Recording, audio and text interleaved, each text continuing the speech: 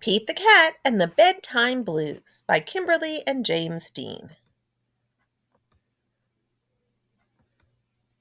Pete the Cat and the Bedtime Blues. Pete and the gang had a great day. They'd been at the beach, surf and sun, and tons of fun.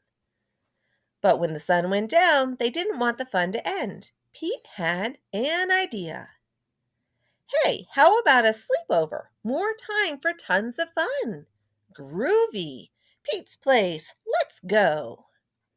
The party was far out, but they knew they couldn't stay up all night. The gang decided it was time to say goodnight. On went the pajamas and out went the light. Good night, Gus. Good night, Alligator. Good night, Toad. Good night, Pete. Pete was just about to catch some Z's when clap, clap, clap. Who did that? Pete asked. It was me, said Grumpy Toad. I don't want to go to bed. I want to clap instead. Pete covered his head. This cool cat needs to go to bed. Good night, Gus. Good night, Alligator. Good night, Toad. Good night, Pete. Time to sleep. Pete tried to catch some Z's when rat-a-tat-tat. Who did that? Pete asked. It was me, said Gus the platypus. I don't want to go to bed. I want to dream instead.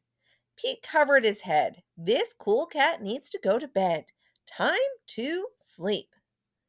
Good night, Gus. Good night, Alligator. Good night, Toad. Good night, Pete.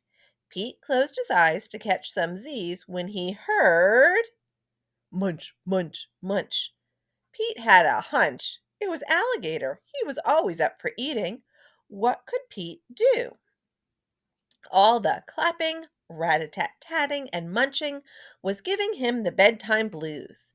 Pete had a groovy idea. He got out his favorite bedtime story and started to read, first to himself and then to the gang. Pete noticed it was finally quiet. No more clapping, no more rat-a-tat-tatting, and no more munching. They all settled down. No one made a sound. Pete yawned and turned off the light. Good night, sleep tight, time to catch some Z's.